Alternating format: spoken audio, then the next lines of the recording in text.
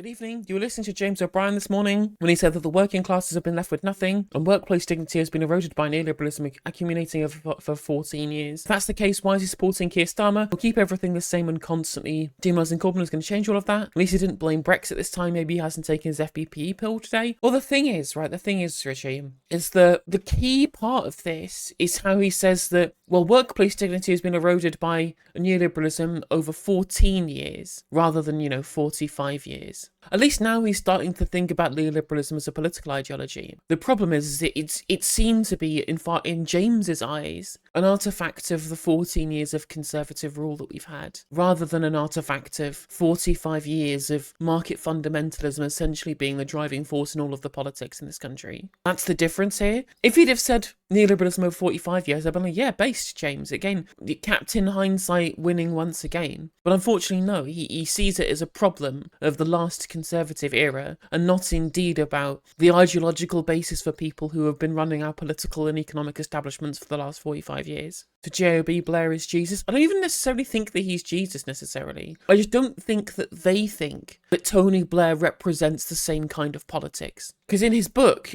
Solly obviously mentions, though Thatcher isn't mentioned, obviously Blair and Alistair Campbell aren't mentioned. In fact, in the Politics Joe interview with James O'Brien about his book, Ollie Dugmore specifically says, when you talk about people who broke Britain, you didn't think there was worth a place for Alistair Campbell and Tony Blair in your book. And James O'Brien's response was, well, outside of the Iraq War, I don't think you can blame them for anything. And the problem is that, first of all, it shows that he wasn't paying attention. He wasn't paying attention at the time in which things were going on, when our government was being unscrupulous, deliberately lying to us, colluding with the press, essentially creating a false narrative through spin, through political machinations in the background.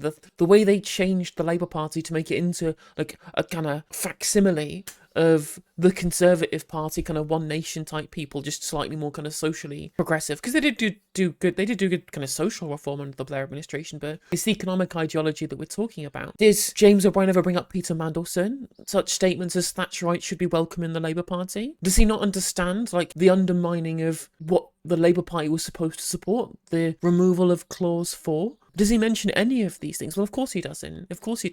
So the Red Team, and the Red Team is good. The Red Team can do bad things when, they follow the American line on foreign policy. It's, again, obviously it's only taken up to now for James O'Brien to castigate David Cameron's government for the austerity rather than just Brexit. Obviously, Brexit is his main critique of David Cameron, but very recently, and in the book he mentions how austerity led to Brexit, because even then you can only critique austerity, or at least he did in the book at least, only through the lens of, well, this was a thing that therefore caused Brexit, rather than, a systemic problem in the entirety of economic establishment, because the austerity thing is specifically to do with the last Conservative government for 14 years. The Thatcher government wasn't an austerity government. The Blair administration, not an austerity government. Major, not an austerity government. Cameron and Osborne, though, major austerity government. So when he says things like this, when he looks at the market fundamentalism of neoliberalism over 14 years, it's just that he wasn't paying attention. That's why it's so easy for him to critique Alistair Campbell and Tony Blair for the Iraq War. This is illegal. But when it comes to critiquing other people for foreign policy, when was the last time that you saw James O'Brien critique the Cameron administration for Libya, for example?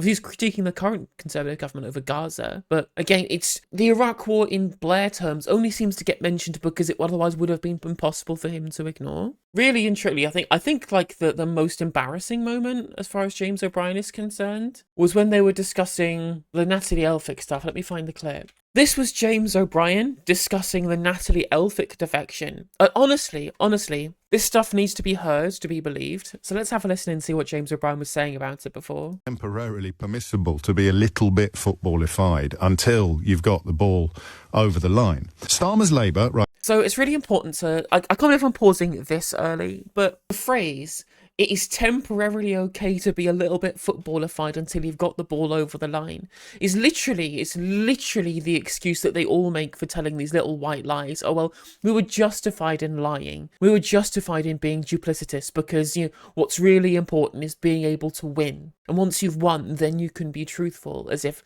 truth before the election is somehow irrelevant. But the thing is that James O'Brien, he talks about this thing called the Footballification of Politics, with how it becomes about team sports, ironically, which he continually does, because red team good, blue team bad.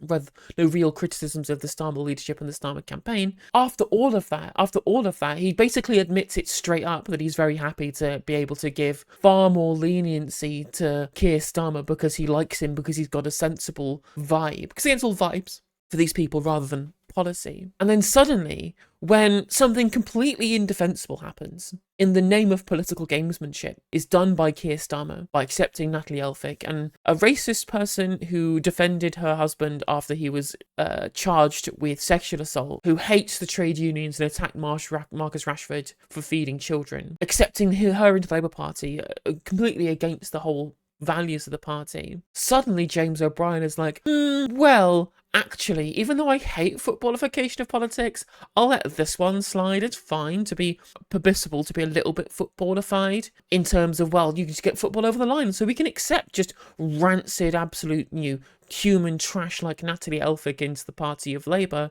quote unquote, at time of recording, because it's acceptable when my team does it. Again, if this was Boris Johnson, if this was a Boris Johnson type figure, for example, he would have given them endless benefit of the doubt. And it's these same people who are just like, well, I'm glad people are leaving the Labour Party under Corbyn to start Change UK or defecting to the Lib Dems or whatever, because it shows that they won't support the bad man Mino like, even if it's undermining the opposition to Conservative politics. Again, he loves footballification of politics. It's always been a lie that he hates it. He just hates the fact that, Conservatives get away with it. Anyway, we've got through 8 seconds of this chat. Let's continue. Writes Andrew Levy, is on a mission, even if some in the party don't yet realise it, to make Labour the party of Britain, embedding it in government for decades, creating a national consensus, drawing in the widest feasible span of committed supporters.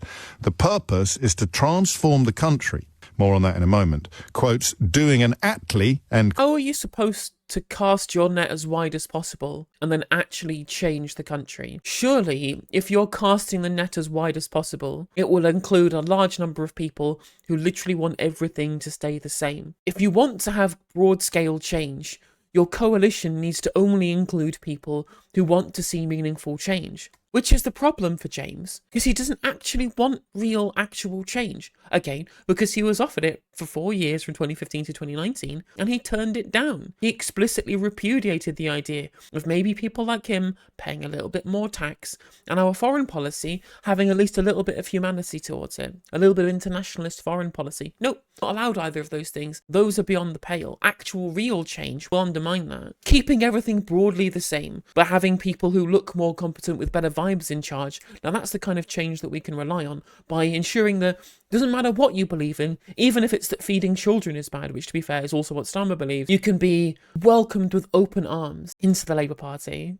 And again, Clement Attlee didn't build a consensus by changing his position to what everybody in the country believed. He changed the consensus by offering a real alternative and winning them over by selling the utility of that alternative. Clement Attlee wanted to nationalise huge swathes of the economy, to create a welfare state, to create an NHS, to reward people for the hard work they put in during the war using the benefits of things like the Marshall Plan or whatever. And instead of saying, well, the Conservatives are right about 9,000 things, but we're going to change this one thing, so that means we're different in the most minor way possible, Attlee was like, no, the country is broken and it needs to be fixed. And I have the vision to be able to make that happen. And it involves a complete break from the classical period of economics that we've lived in up until 1939. And therefore, the social democratic post-war consensus was born, not out of trying to win over people who disagreed with you by changing your position, but by making other people change their position by changing their mind. This is the opposite of what Clement Attlee did, you absolute rube. Quotes, but succeeding. Before you raise both eyebrows, consider this. What might Attlee...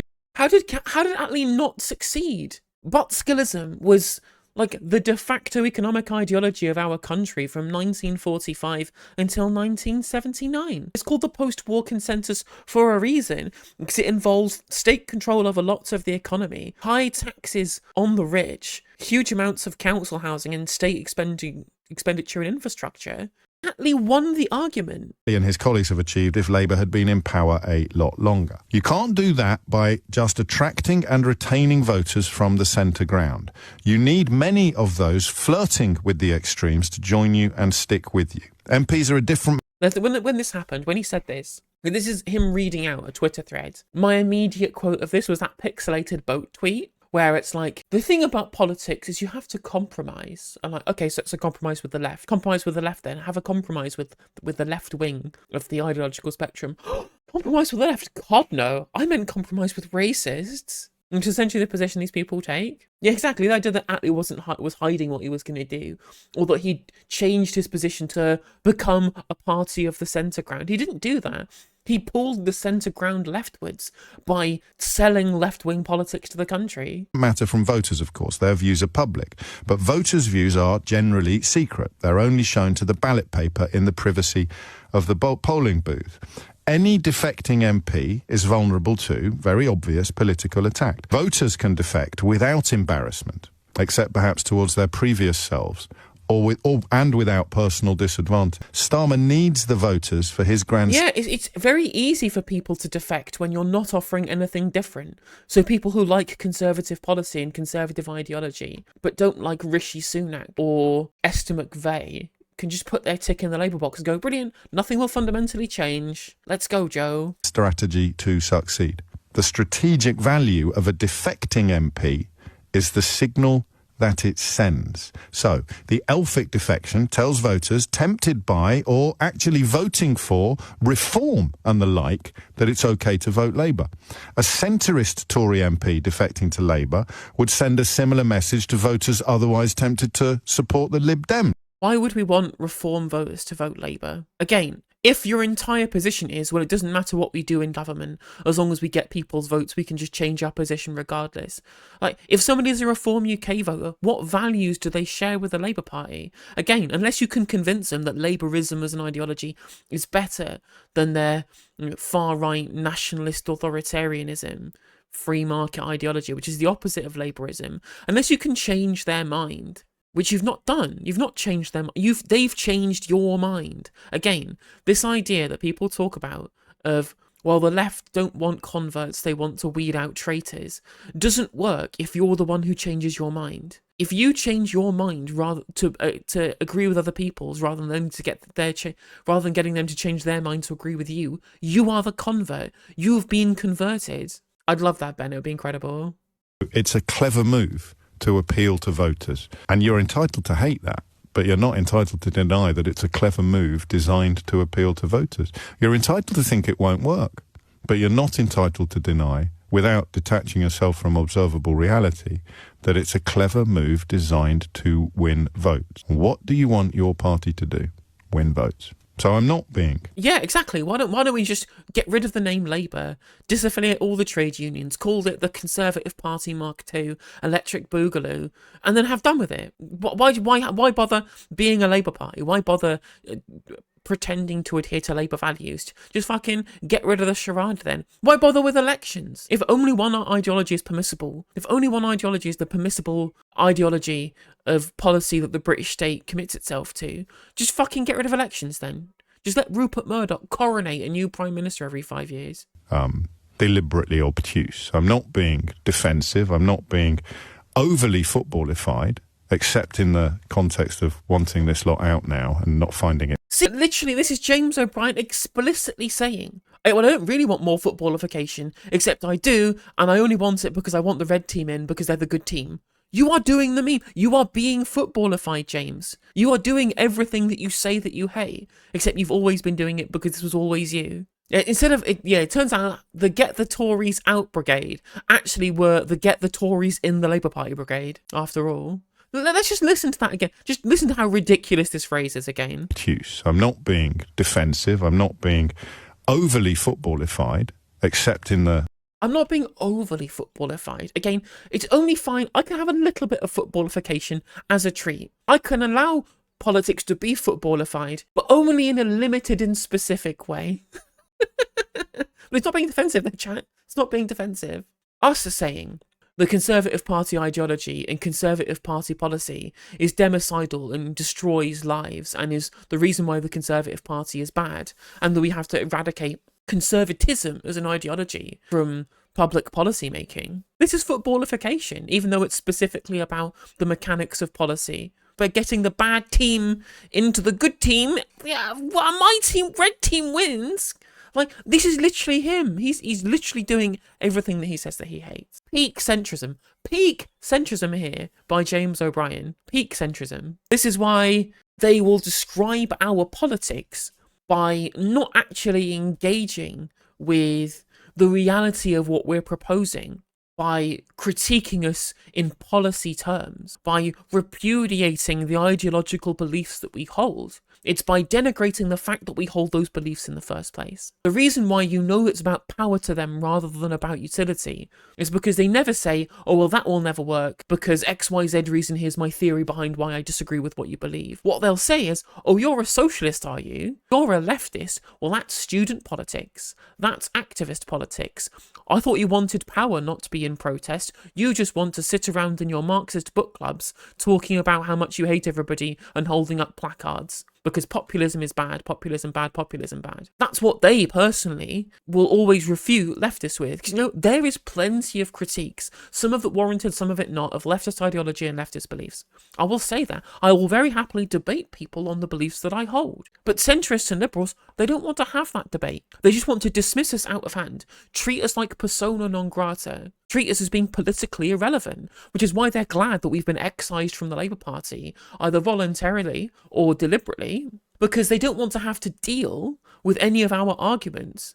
First of all, because they don't want to have to bother thinking about it, because they want to sit as part of the political consensus rather than actually meaningfully changing it. But because we show them up for putting at least some amount of principle under what we believe. Ideologically humiliating for liberals to concede that, well, maybe just a little bit of child starvation is fine, as long as it leads to the red team getting elected. The possibility of a red line doesn't exist to these people. Feigning this outrage that somehow leftists are being children, like that they're not being the adults in the room, for getting angry about the fact that in one of the richest countries in the world, we have sky-high rates of child poverty, which, to be fair, they'll critique now that we've had however many years of the floppy hair bad man, the lettuce lady, and Rishi Sunak.